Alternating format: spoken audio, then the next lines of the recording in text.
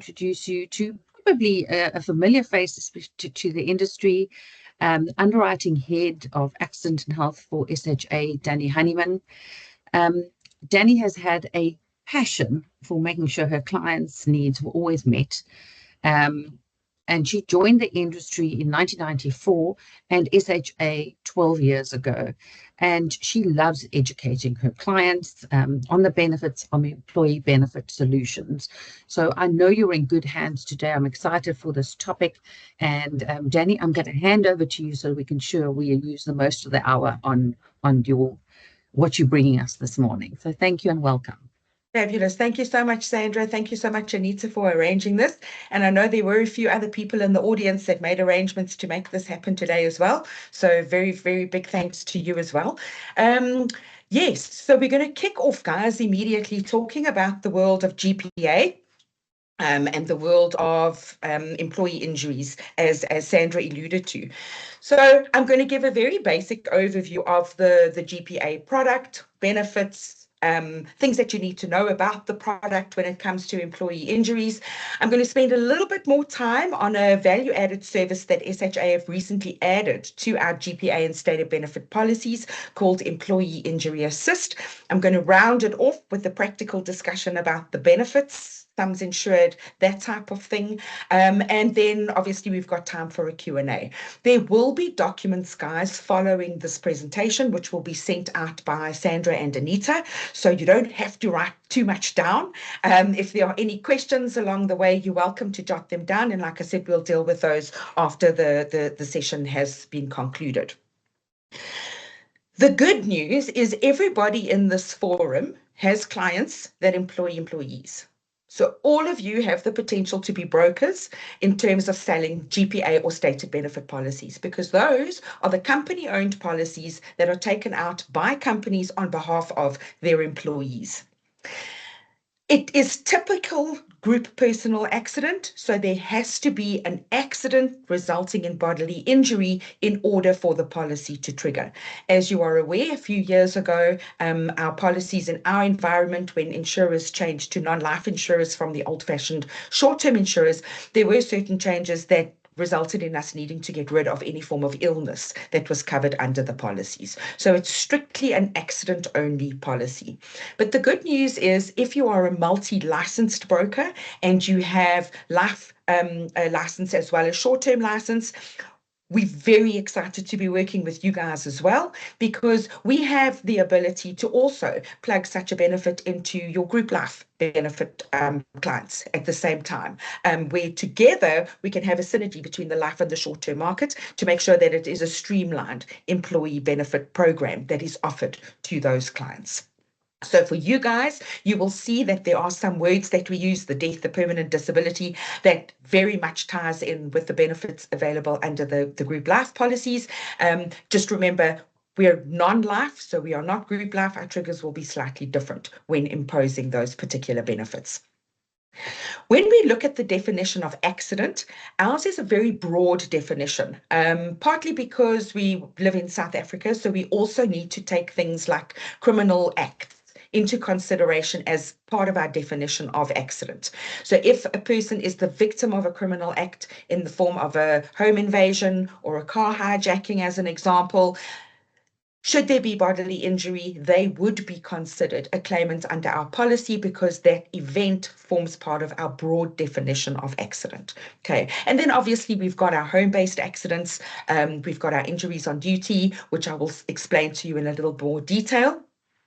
And then, your motor vehicle accidents. We include animal attacks as our definition of accident as well.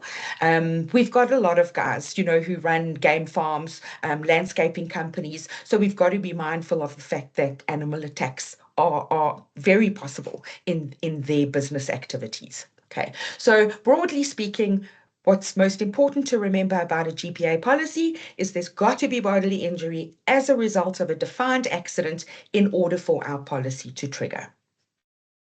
I mentioned earlier that the contract is in the name of the company and it's taken out on behalf of their employees.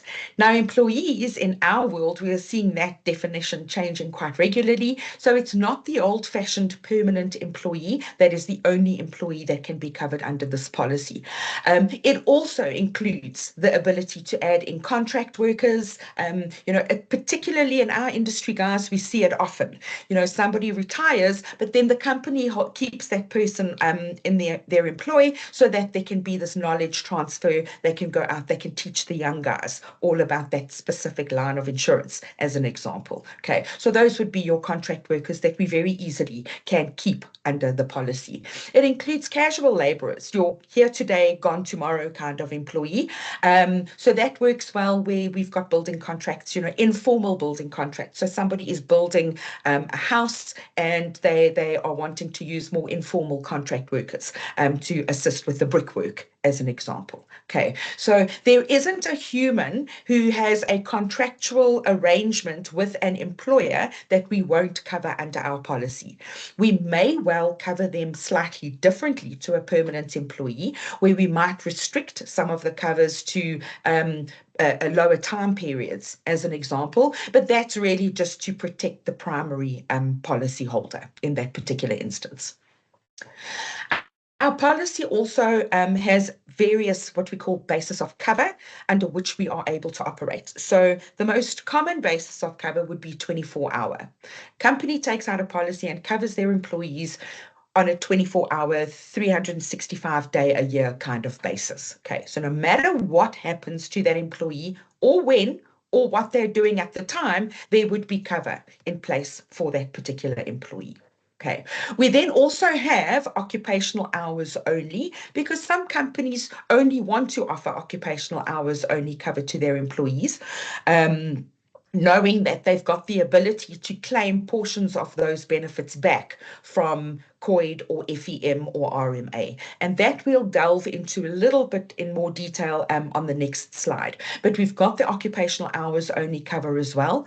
When you get the documentation after this presentation, you'll see we've included a proposal form, which gives you examples of benefits and rates on a 24-hour basis, and then benefits and rates on an occupational hours only basis. The reason why we've done that is we know how important it is to arm you guys, the brokers, with enough information to have your client's attention while you're in a meeting with them, to be able to discuss a benefit with them, and to be able to give them examples of how much those benefits would cost. We know that once you leave those meetings, your client goes back to their own business, and you don't necessarily have an opportunity to see them again. So we've given you those documents. You are most welcome to use them as indications when you see your clients. You will see that those documents indicate that that is for smaller businesses. So pretty much up to about 15, 20 employees. Okay, if there are more employees in the company, those are very definitely rate indications. We are very likely going to be able to give discounts on those premiums. Okay, but it gives you something to talk to the client about. You're also going to see that once you've gotten to know me in this presentation, the cheekiness is going to come out in 2 slides time, where I'm going to tell you that MS Teams is a great thing. Guys, we want you to use us where possible and to be there for you, to support you at your client meetings. Okay, if you are unsure of employee injury assist, if you're unsure about GPA benefits because it's not something you've historically focused on, you've known it's been in your commercial policy, you're just not quite sure of the ins and outs and aren't confident enough, use us. That's why we want to partner with you guys. We want to go in as a unified front to a client to say to them, here's your broker who we love, because at least we know you're getting unbiased information and great advice. But here's us who is supporting your broker to give you the technical advice on those products. Okay, so it's a partnership. But we'll get into the cheekiness in a few slides time. I need to earn it first.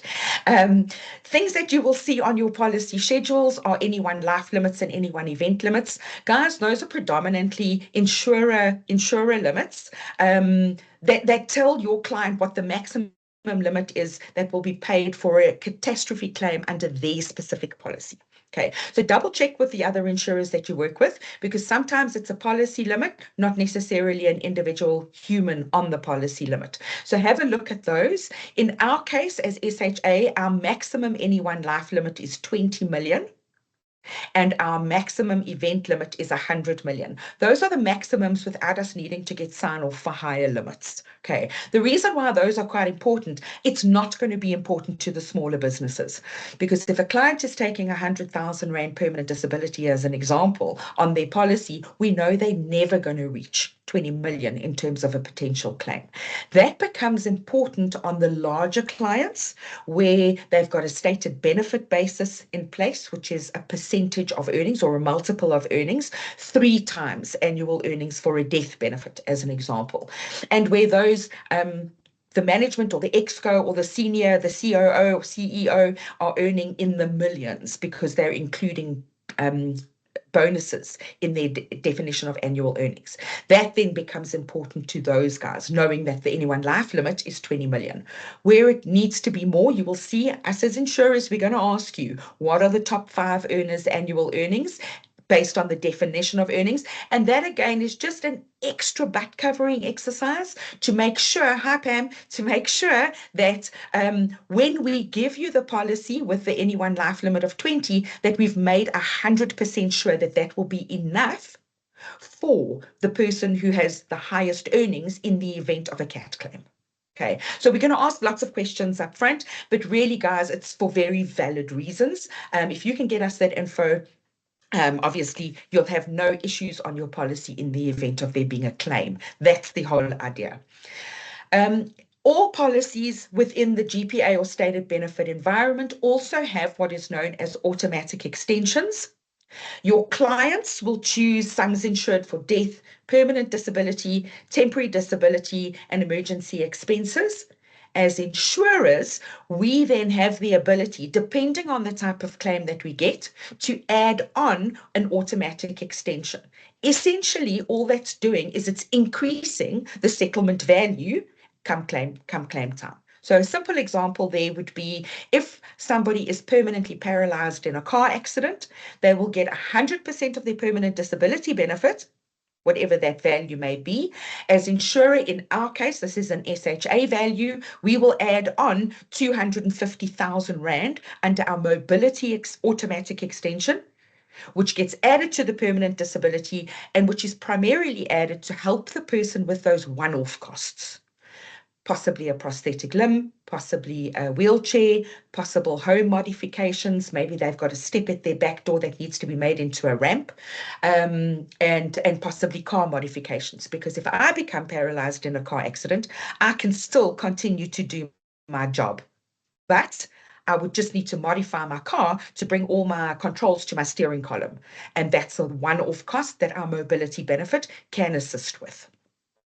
Okay, when we look at the territorial limits under a GPA or under the SHA GPA policy, we have our territorial limits noted as worldwide.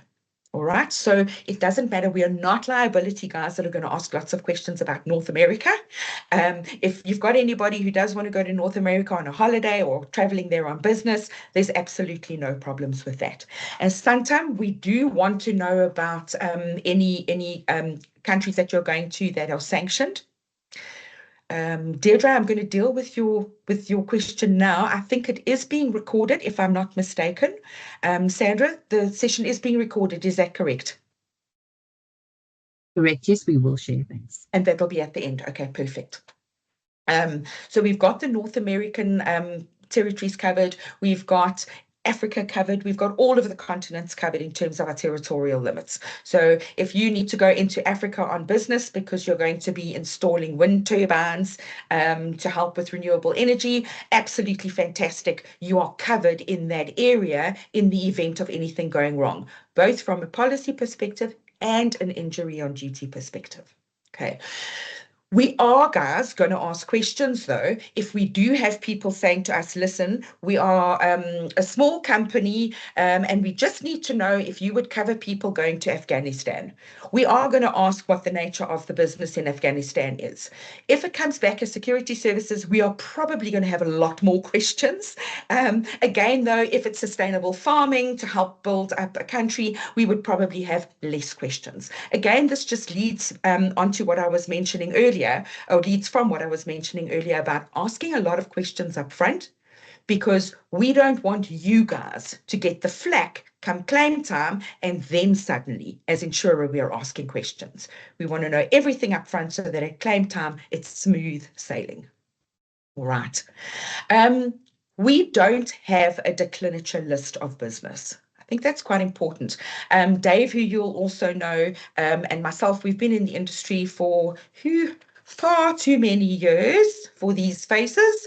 But what we have done is we've become very familiar with our risks. We want to ask those questions. We want to know what we are writing.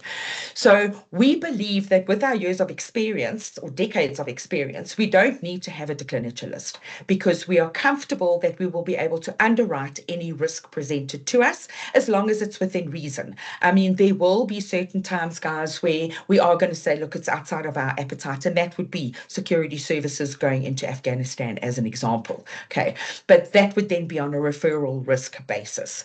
So there's no declined risks. Our referral risks are typically things like oil rigs. We want to know, is it a decommissioned rig or is it an active rig off of the Namibian coast, as an example? We've got security guards as referral business as well. They're mainly because there are so many different kinds of activities included in the security environment. We want to know, are we going to be covering security guards who sit at boomed gates of residential complexes, or are we covering security guards who are CIT guards, as an example, or possibly VIP guards to political figures? Because we're going to have very different rating structures for those various types of guards. Again, ask the questions first to make sure there's no problems come claim time. But security guards are a referral risk in our world. Okay, we cover mines, we cover schools, we cover normal businesses, whether they be multinational or whether they be entrepreneurial businesses. We cover it all. As long as there is an employee, we are your insurer to cover that employee from an injury perspective. Okay. We do have exclusions, and that is something that I don't think any insurer will ever get away from. And our exclusions include things like alcohol, as an example. But when you have a look at the automatic extensions, we have brought an automatic extension back into our wording called motor vehicle alcohol-related accidents, where if you are the driver of a vehicle at the time of having an accident, we will pay out 20% of your death or permanent disability sum insured at that point in time of getting all documents except the blood alcohol results. Because we understand that is what is the major delay in settling motor vehicle accident claims where the person was a driver, is those blood alcohol results. Because ordinarily we would have needed that to determine, was the person above or below the legal alcohol limits in order for us to appropriately proceed from a claims perspective. We don't want families waiting 2, 3, 5 years for blood alcohol results. So we are happy to give the benefit of the doubt, give 20% of the death benefit or the disability benefit to the family to help them keep food on the table and kids in school. When the blood alcohol results come back, then we'll evaluate to see whether the balance of the claim can be paid. So if the person is over the legal limit at that particular point in time, we simply close our claim file down. We don't claw back what we've already paid. If the person is under the legal limit at the time, obviously then the balance of the claim will get paid at that point. Okay, and remember, that is only if the person is the driver of a vehicle. We don't call for blood alcohol results if it's a passenger, okay, because they have no control over what the driver does in that particular instance. Okay, so there are exclusions. Another exclusion I do just want to touch on, guys, is our suicide exclusion. Please, it's very important, and I'm going to raise this in the context of the security guards environment again, because we do have a large security guard book of business. And in that particular environment, we do see a lot of constructed murder. So it's murder made to look like suicide. So where a client says to you, Sham, my employee was going through a hard time and they committed suicide, submit the claim anyway. Okay, let our claims team give you a claim number and then let them tell you, sorry, it's suicide, it's not claimable under our policy, but you've got the claim number. It's critically important because we've got a 6-month claim period from the date of accident. So get the number, get the rejection letter at that point in time, but it's all done within that 6-month period. If the police 3 years down the line have done their investigation, they've identified suspects and they've arrested suspects, they will then overturn the suicide ruling and they will then say it was actually murder. Okay. At that point, because you've already notified the insurer of the potential suicide, you've got a claim number. All the insurer does at that point is then opens the claim file and then processes it as a murder case instead. Okay. If you hadn't notified the insurer, that's when you're going to get into a tricky situation because you would then have to approach the insurer and say, we didn't know at the time, because the likelihood of that claim being rejected on late notification then becomes very, very plausible. All right. So always don't let the insurer tell you if there is or isn't a claim under the policy. Get the claim number and then start with further investigations if needed. Okay, and then I've just put on our slide here, sums insured are VAT exclusive. So that's something from a broker perspective that's quite important for you guys to have a look at. In our case, our sums insured are always expressed as VAT exclusive. So when your client says to you, oh, but my other broker gives me business that gives me 100,000 Rand death sum insured, is it 100,000 inclusive or exclusive of VAT? Because in your world, you might be able to give them what is perceived as better benefits because the values are VAT exclusive. Okay, it's a silly little thing, but it does come up quite often, particularly when we get tenders, where we've got to scrutinize to see whether the rates and the benefit structures that we're up against, whether they're inclusive or exclusive of VAT to offer an absolute like for like offering. Okay. I mentioned to you earlier that we've got an employee injury assist value added service, which we've recently in latter part of 2024 added to our GPA and stated benefit policies. Clients with an SHA GPA policy automatically have access to employee injury assist.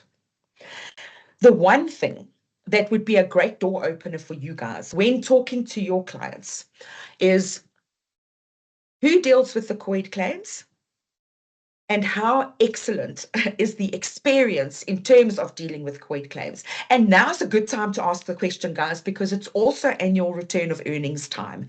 And we know that the COID portal, the direct COID portal, is falling flat on a regular basis because of the amount of documents that now need to be submitted with those annual return of earnings. So at the moment, COID might be a bit of a swear word in your clients' businesses, particularly if they are having hard times with the submission of their annual return of earnings.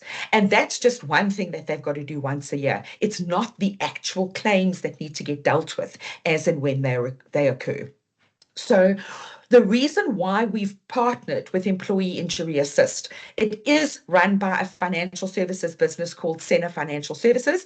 They come from an RMA, that's the Rand Mutual environment that provides injury on duty assistance to the mining industry historically. So RMA, COID, and FEM are exactly the same. They all offer injury on duty cover to businesses, and they are all businesses legally need to belong to any one of those three, depending on the nature of their business and the coding that has been provided to them by those industry sectors. Where a client is dealing with COID claims, their first frustration is the fact that it's paper documents. The second frustration is when they do send those documents through to, and I'm going to keep on referring to COID because that's our environment. They will keep on submitting those documents to COID, but they very, very rarely ever get a response from COID to say, thank you, we've received your claim. We can't proceed to give you a claim number because we're missing an ID document. That's just an example. Okay, so it almost falls into this big black hole where the clients are going, I have proof that I have submitted these documents for years and years or months and months, one after the other, and I'm getting no response. So that's the first frustration. Second frustration is there seems to be quite a lot of confusion in the industry because we get a lot of questions to say, my client is having no joy with COID. They don't want, sorry about that, my client is getting no joy with COID. They don't want COID cover anymore. They want to replace it with group personal accident instead. Now, that's not possible. We cannot ever replace a legally required benefit. It's legislated. Companies must belong to COID. We can only top up some of those COID benefits. So we realized, as did Senna when they created their business, that there is a very big gap, an understanding gap, and an assistance gap in terms of companies submitting their injury on duty claims for reimbursement. And as a result, companies give up on the recovery that is due to them because it takes up too much of their time. They would rather be focusing on their actual business activities. Okay, so companies have stopped fighting for the recoveries that are due to them. We're not blaming anybody. What we want to do, though, is we now want to get out there and we want to start helping clients understand where COID fits in, a little bit of COID training, helping them become legal if they're not registered with COID, because the repercussions are just awful, which we'll talk about. And then also providing them with the tool. It's all fine and well that we say you've got to belong, but it's useless if we can't provide the assistance. And that's where Employee Injury Assist comes in. So you will see on your screen, you'll see 2 snapshots. Those are actual snapshots of our Employee Injury Assist portal, not the CompSol portal for COID. This is run completely separately via the third party. It is a lockdown Santam business environment where clients can go in. If they've got an SHA GPA policy number, there is a verification process because the service comes free of charge to our clients, where they'll have to verify themselves using their policy number. Once they're on, they then register themselves on the portal, and this then becomes their COID filing cabinet. Okay. On this particular environment, you can do your annual return of earnings. As soon as you submit your return, a notification will pop up at Employee Injury Assist to say, Pam has submitted her annual return of earnings. Please pre-assess it prior to sending it off to COID for final assessment. So now you've actually got physical human beings at our third-party company who are starting to assist with the assessments. They can give you an indication. Are you due a refund? Do you owe COID any money for the last assessment period, as an example? Similarly, those same people will ultimately help with the COID claims. Okay, so now if you've submitted claims to COID, and you've got no joy, now you're going to have a human being saying to you, okay, Gina, it didn't come out, you haven't got your COID claim number yet because you owe us a payslip. Give us the payslip. Employee Injury Assist will then do the pre-assessment and will then ultimately submit the claim through to COID. Okay. There is a customer service number that is available to your clients' HR departments and their finance departments, because there are circumstances where clients will go, we're not actually sure if this is a COID claim or not. So our office is opposite Wanderers Cricket Club, and a lot of our guys cross-Corlet drive to go and buy lunch at lunchtime. Now, in that particular instance, if something happened to them while they were on the Wanderers property getting lunch, that might not be considered a COID claim because it's outside of the scope of their business duties with the business. Okay, but now you've got somebody who can tell you, no, it's not a COID claim, or yes, it is a COID claim. Okay, we've had other instances where people are asking, my employees were in, and this is a real claim that we dealt with TRC, who's our travel insurance company sister, where we got Employee Injury Assist involved because we had a South African business send 4 of their employees over to the US. And they were involved in a car accident. And a couple of million rand later, those employees via TRC were brought back to South Africa, but Employee Injury Assist helped with the COID recovery at the same time.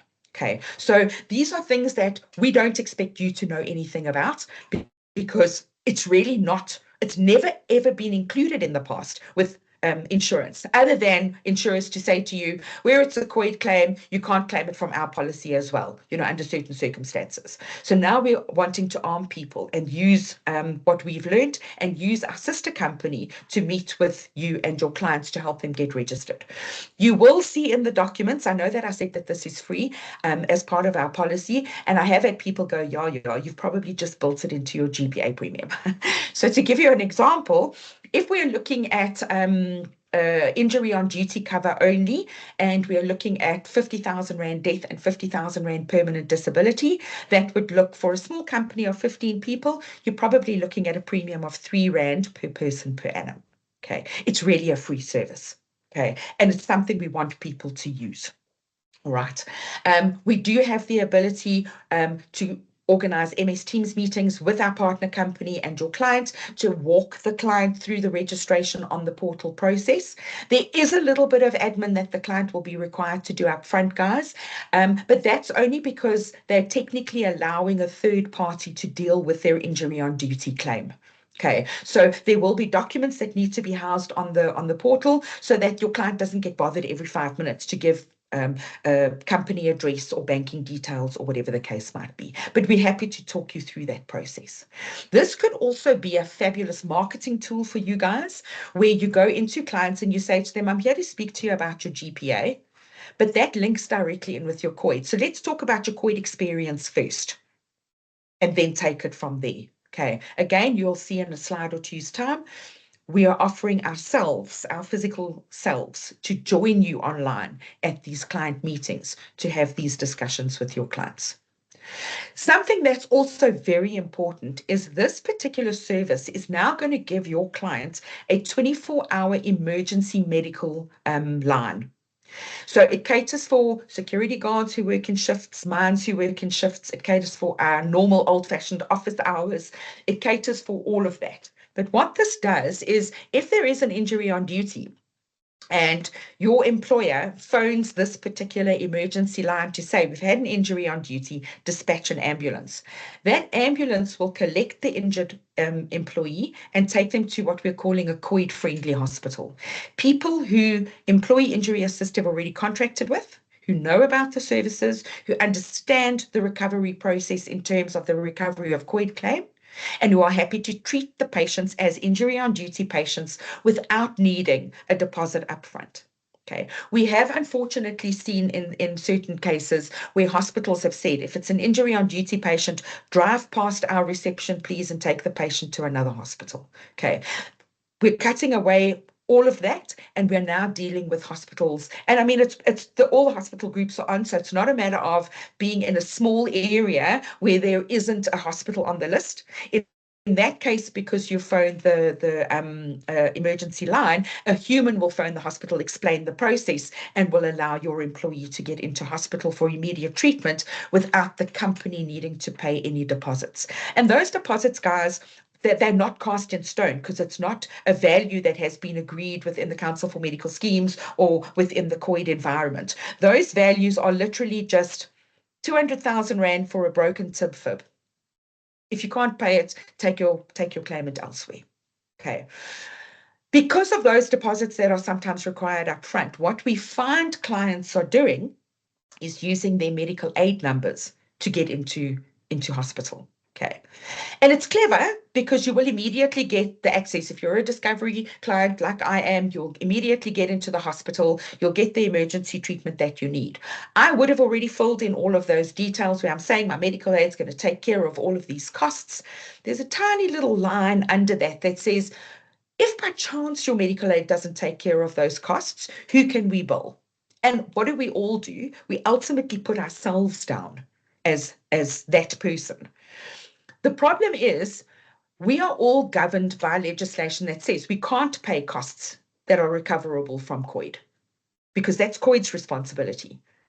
So that's why we as insurers can only cover medical accounts that aren't covered by COID. Okay, and why a medical scheme might turn around and go, oh, this was an injury on duty, you've got to claim from COID.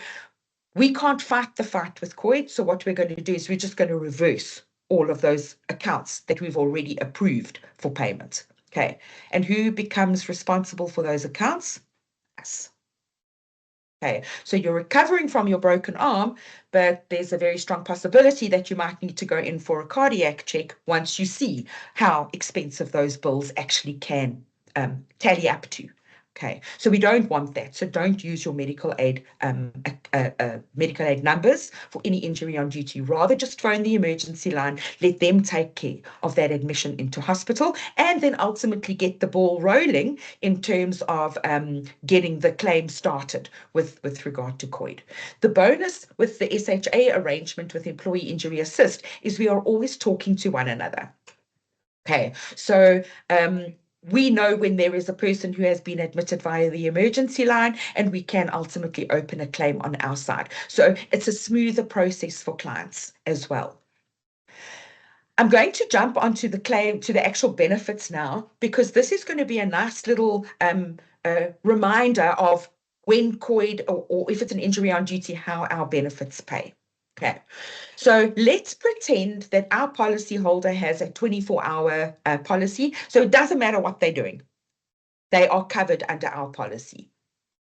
So there is a motor vehicle accident and the person was a passenger and they pass away in that accident. That death benefit becomes applicable.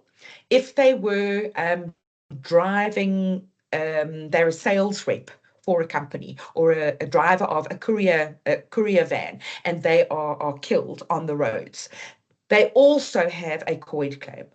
Okay. Irrespective of whether there is a COID claim for the injury on duty or not, our death benefit and our permanent disability benefit will pay out irrespective of what can be recovered from COID if it's an injury on duty as well.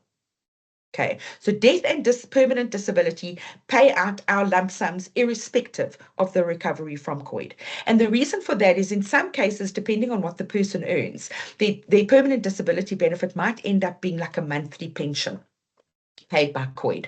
Now, it's fabulous that that happens, but as I mentioned earlier, when I used the example of the car accident, I am going to have one-off costs that my policy can pay towards when I get my permanent disability benefit from my policy. So that and my mobility extension, remember that example we used, that can pay for my car modifications, my home modifications, my wheelchair. And then because it was an injury on duty, my permanent disability value from COID will then help me sustain my monthly bills on a monthly basis. Okay, so that's just an example, but that's why we have got the permission to pay death and permanent disability irrespective of what the COID value is. Obviously, if it's an outside of work accident, a holiday, or whatever the case might be, the sums insured as per our standard policy would apply, because COID doesn't come into the picture in that particular instance. If we have a look at the temporary disability benefit, now this is we commonly refer to it as an income protection benefit, because this is the time you're off work, you're not dead, you're not permanently disabled, but your doctor tells you you've got to be off work for 6 months in order to recover from this incident. If it's an outside of working hours injury, so after hours injury, the policy will pay the sum insured noted on the policy schedule. Some companies elect to have a fixed sum of 5,000 Rand a week, as an example. If it's a stated benefit policy, it's going to be 100% of your weekly earnings. So in this particular instance, our policy will pay the TTD benefit because it was an outside of working hours accident. Okay, this is a company benefit, because the company may decide to continue paying their employee their normal earnings off of payroll, but use the benefits to hire in an extra driver to continue doing the deliveries, if we use the courier service as an example. Okay. If it's an injury on duty, though, our benefit can't pay out immediately, because income protection is a benefit that COID will reimburse the employer for via the form of a recovery. Okay. Now, in that particular instance, the only reason why we have to wait is because we can't enrich somebody. So we can't ultimately end up giving somebody 2 times their weekly earnings via COID and our policy, because, guys, this is South Africa and it is winter and it is cold, and lying on a couch watching Netflix is a lot better than working if we have an injury on duty. Okay, we don't want to give anybody an incentive for that to happen because they're now getting policy money and COID money at the same time. Okay, so we can only ever put somebody back into the same position that they were in previously. So there's no enrichment. If we know, though, that COID are going to pay 75% of that person's earnings, absolutely, we can jump in at that point already and start paying 25% of the weekly earnings, which is also helpful if the person is off work for a 6-month period. At least it gives us 6 months worth on a monthly basis where we can give the company some form of income benefit back. Not the total, because that's primarily going to come from COID for the injury on duty, but at least we can give the top-ups up on a monthly basis while that person is still off work. And the same thing happens with your emergency expenses. Obviously, if it's an outside of working hours incident, you've got your medical aid. If the medical aid has any shortfalls, then our policy can cover those shortfalls. Just a side note on that, please remember any costs that are paid out of a person's medical scheme savings account, that is recoverable under the policy, because savings account money is exactly the same as money in your purse. If you leave that medical aid, that money transfers with you. Okay, so anything that comes out of the medical scheme savings account can be recovered from the medical expenses benefit under a GPA policy. Okay, where a doctor in hospital has charged an anaesthetist, as an example, 3 times the medical aid rate, and you're like me, you're on an essential plan, so it only covers 1 times. In that particular instance, you will pay the balance to the anaesthetist and then give us the account and the receipt so that we can reimburse you for that shortfall that you had to pay yourself. Okay, so ours is a reimbursement benefit in terms of medical costs once we see that there has been a financial loss. When it comes to somebody being involved in an injury on duty, we know that COID are really good actually in paying all of those medical accounts. Okay, so that's why we don't pay those accounts immediately, because we know that COID have a very good track record when they do pay, that they pay all of the costs associated with that person's injury on duty. Again, we can only pay one medical bill once, can't pay it twice. Okay. And then obviously, depending on the type of incident, as I mentioned earlier, we will then include the automatic extension appropriate to that particular injury that has come in. Okay. Remember, where it is the person as a victim of a crime, we will extend, if it's a home invasion, one of our automatic extensions is trauma counseling. That's the one automatic extension where we don't need bodily injury, and where we will extend it to the immediate family. So if there is a home invasion and mom is the person covered under the policy, but dad gets beaten up and the children get locked in a cupboard, and I'm sorry for the example, it's awful. In that particular instance, we will extend trauma counseling benefits to the entire family because they were all involved in that same event. Okay. Gerald, I hope my internet is better. Please just give me a thumbs up if you've got no more issues with that. I might have knocked my speaker, my microphone a few times. Sorry about that. When we look at GPA and state of benefit policies, I mentioned to you the documents that are going to be coming your way are going to be based on SME-sized businesses. It's important to remember that for the larger companies, we can discuss aggregate excesses. We can discuss deposit options with burners. Okay, everything that we can do to try and minimize the impact of a premium on a client through cleverly structuring a policy. So that's why it's so important for us to develop relationships with you guys, because you know your clients. We don't ever want to only give a stock standard offering to clients. We want to look at the individual businesses and tailor a solution that is specific to that business. Okay. This is the cheeky slide, guys. You know, We know that SHA and Dave, myself, have been in the industry for a number of years, and I have already alluded to it. We do want to avoid frustration at claim time by asking a lot of questions up front. That's very important to us, which is why we want to do this in tandem with you at client meetings where possible. If not, before the client meeting, you phone us and you say, this is who we're seeing, this is what they do, what do you need to know? What do I need to gather while I'm with that client? And we will give you what you need for that particular meeting, at least enough information for us to be able to give you indicative rates. Okay, we do pride ourselves on the partnerships that we have developed over the past couple of decades. When it comes to our clients, there are a few guys in the audience that I have seen so far who've walked long paths with us through our GPA stated benefit journey through our various employers. We want to know what structures the client is looking for. And this is where the smaller clients are going to come in and go, I have no idea. How long is a piece of string? What do we need? Clients don't know how much 100,000 Rand death cover will cost, so they assume it's expensive. If you go in with a proposal form to show them, now you've got the opportunity to show them for 50,000 Rand death and disability on a 24-hour basis, you're looking at, for a small client, 5 Rand per person per month. Now you can quantify the benefits that a client is buying. If they still don't know what sums insured they need, but they do know that they've got 100 Rand per person per annum that they can spend on GPA cover, that is golden information for us. Send it to us. We will send you benefit options, 3 or 4 different variations, but all costing 100 Rand per person per annum. Okay, then the client can decide what's important to them. Is it the death benefit? Is it the TTD? Is it the permanent disability? What benefit do they want the higher weighting on to justify the 100 Rand per person per annum premium? Okay, I've mentioned Teams is a wonderful thing, and it really is. Gee, guys, prior to COVID, if anybody said to me, you've got to have an online meeting with the client, I'd have mild heart palpitations because I wouldn't know how to do it. Post-COVID, it's fabulous.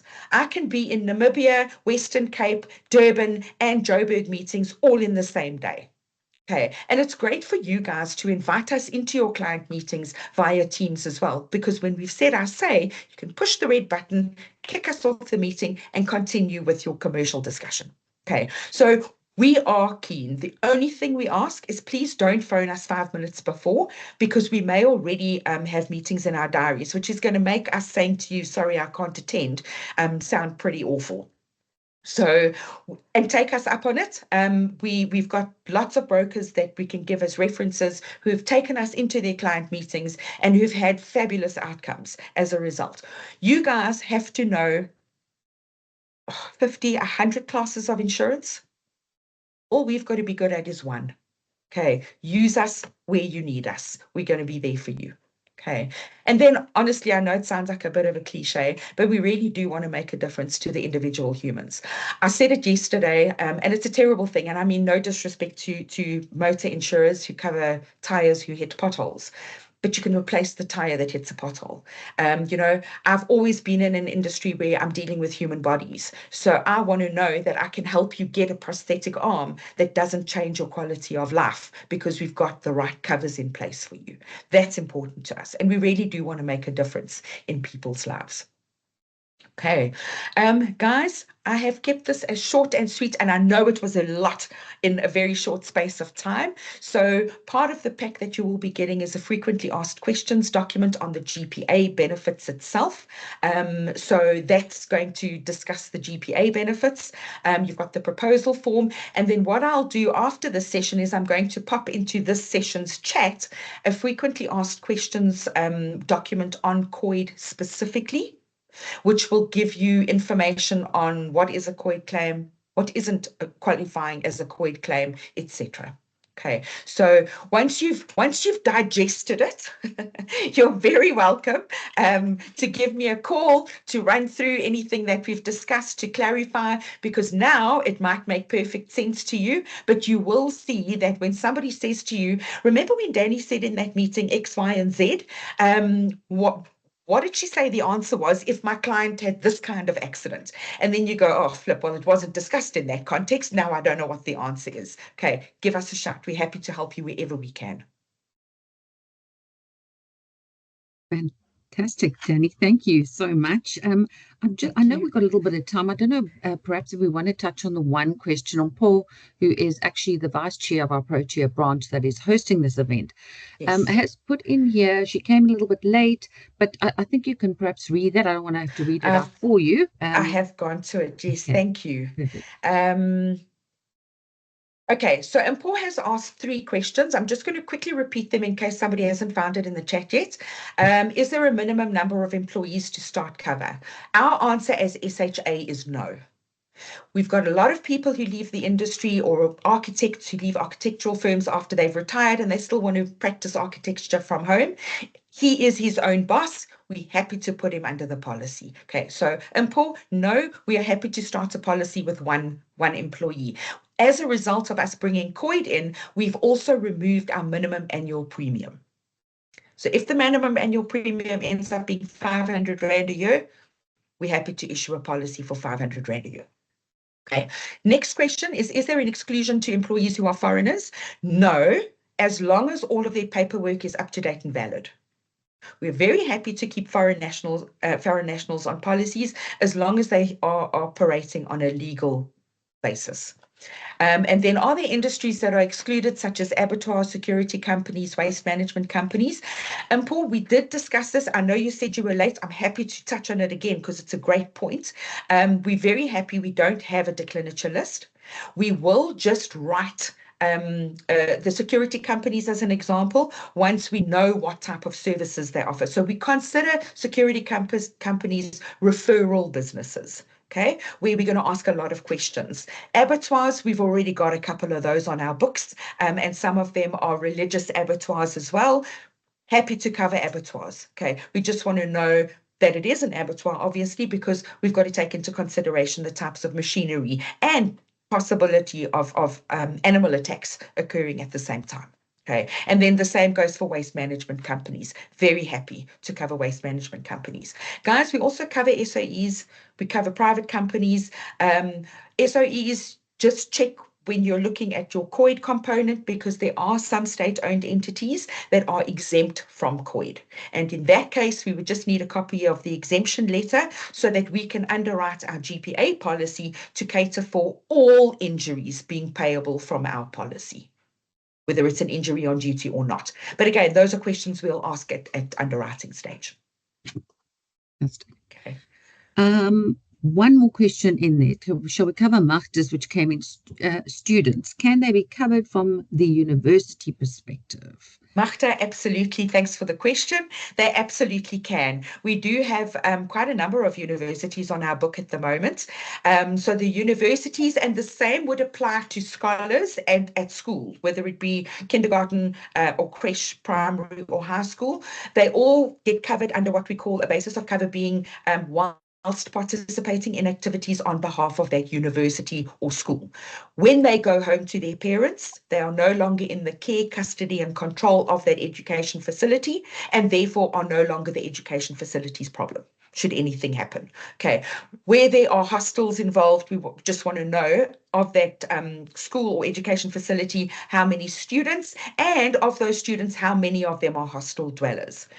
Important point on the universities is one of our exclusions is also participation in civil riots and civil commotion, which is important. We've actually highlighted that in some of our policies, to make sure that the students understand that if they are actively participating, there's no cover for them under the policy.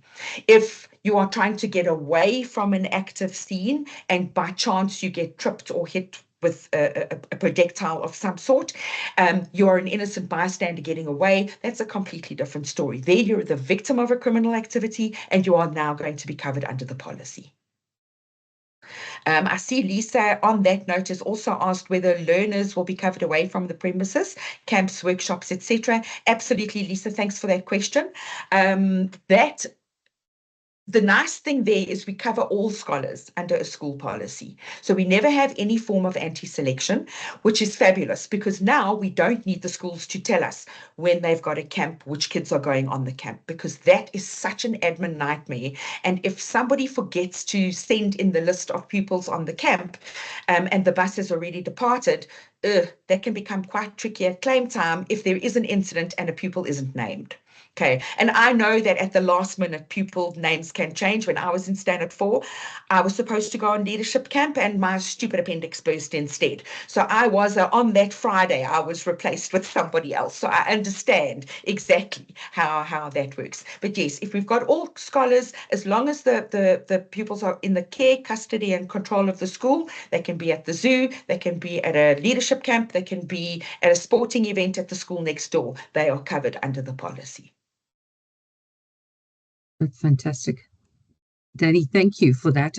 Yeah, I've certainly taken away a couple of things I was not aware of. And that's what I love about this industry. You can still learn something new every day. So that's 100%. fantastic. And I don't think your slides were that cheeky, so you don't have to worry. Good. Happy to hear it.